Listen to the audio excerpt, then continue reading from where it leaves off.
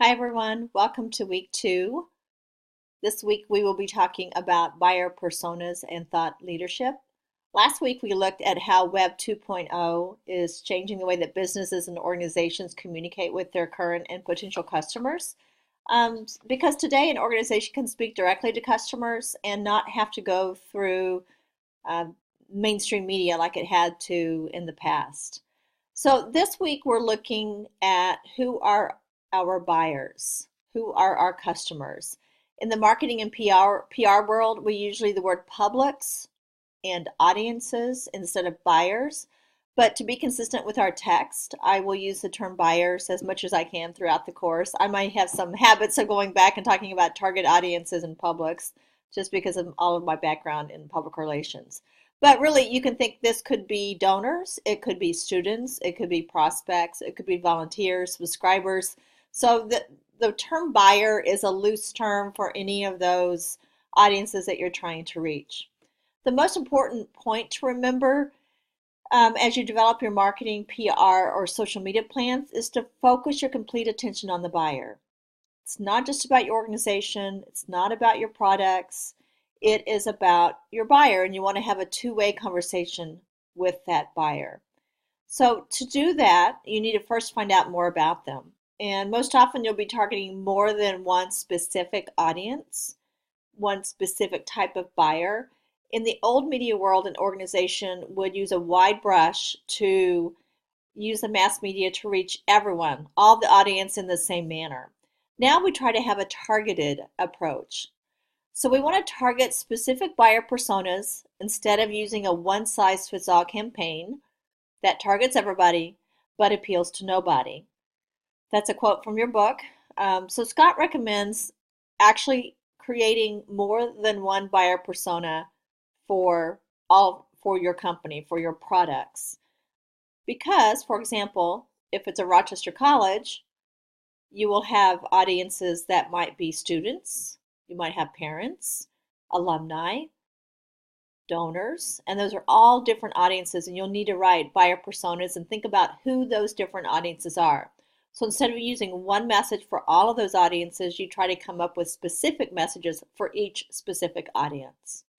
So buyer personas, you want to prepare a bio of each specific type of buyer. As I said, it might be students, donors, volunteers, parents, and you do that for each of your specific audiences. And it is helpful, he thinks, to name each buyer persona that you come up with. So if I am targeting an athlete at Rochester College, maybe I call that athlete Sam the athlete, and I talk about who Sam is and what appeals to Sam. Here's an example on our next page. This is Clark Andrews, and you can see his age, his occupation, where he lives. He's friendly, clever, and a go-getter.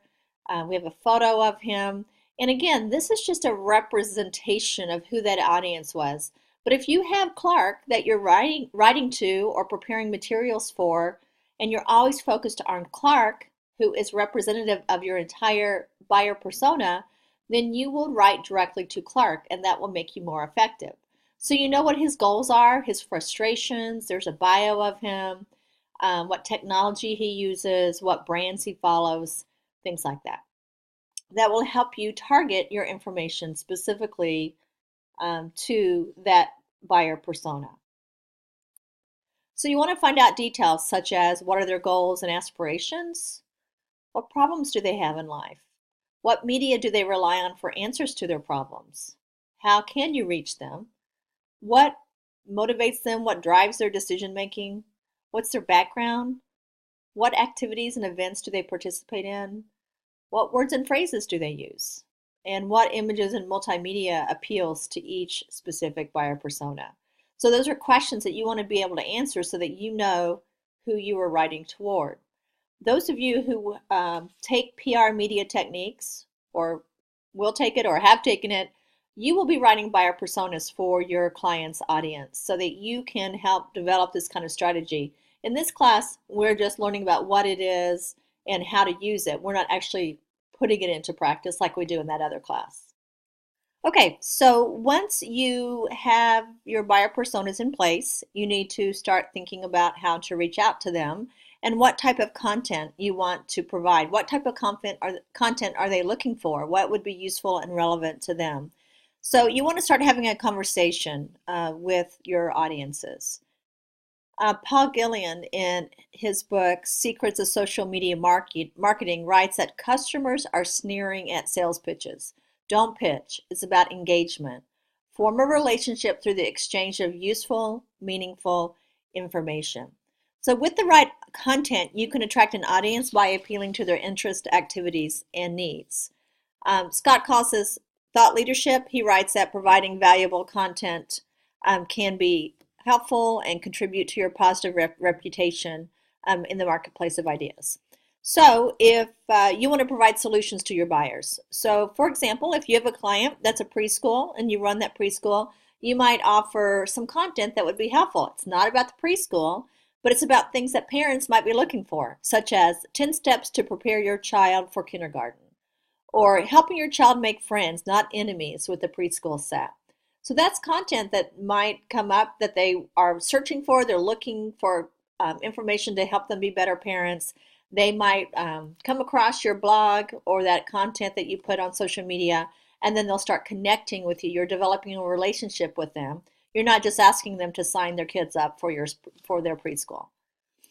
Okay, so how do you provide thought leadership? You think like a publisher. A marketer would say, what can I get out of this?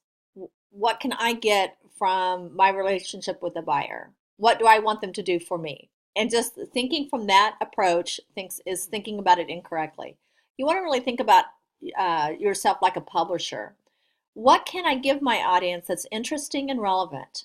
How can I include my audience in what our organization does and what we're trying to do with our work and with our product? So your organization has that content that is valuable and meaningful. So you want to look at that content as an asset. Now, a publisher is going to think about things. Their thought process is going to be, what does my audience want to read? What can I put out there that will connect to my audience?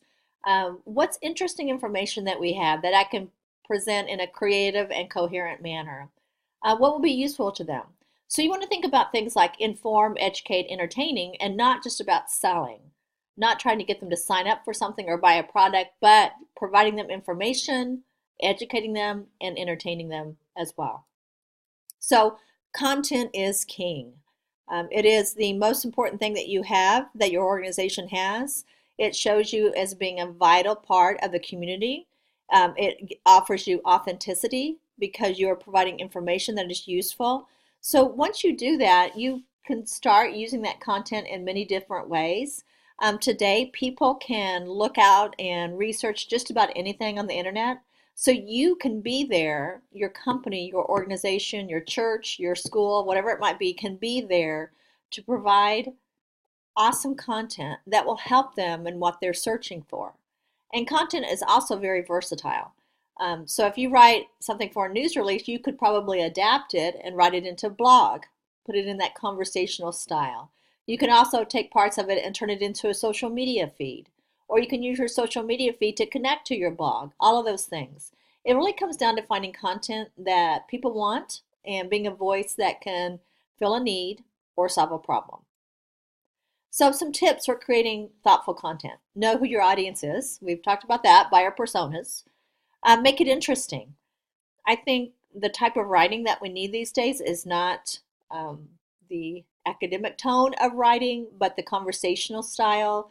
Grammar, punctuation, spelling is still very important, but you also need to make it interesting and connect to your audience and use that kind of tone that's conversational. Use the word use the word you, use examples and stories. Tell stories that connect to their problems.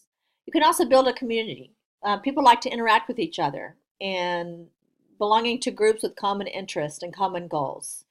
Seek to influence but not to control. Information and opinions about your product will proliferate without any attempt on your part to control the source and flow of information. If you try to control it, it will backfire. If people write negative comments about your organization, Deal with them honestly and thoughtfully, and you'll develop a more loyal and engaging customer. Also, know your competition and differentiate yourself from them. What sets you apart? Think about those things in that strategy. What is your unique selling proposition?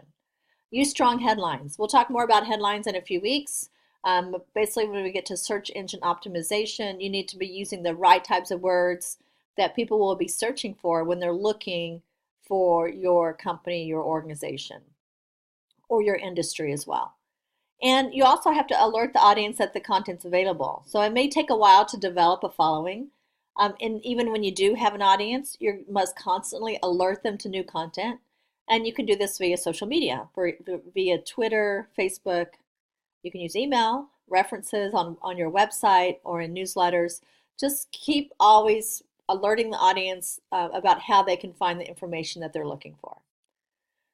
So to recap, focus on your buyers and what they need, and create content that's fresh, interesting, and adjusted to the taste of your audience.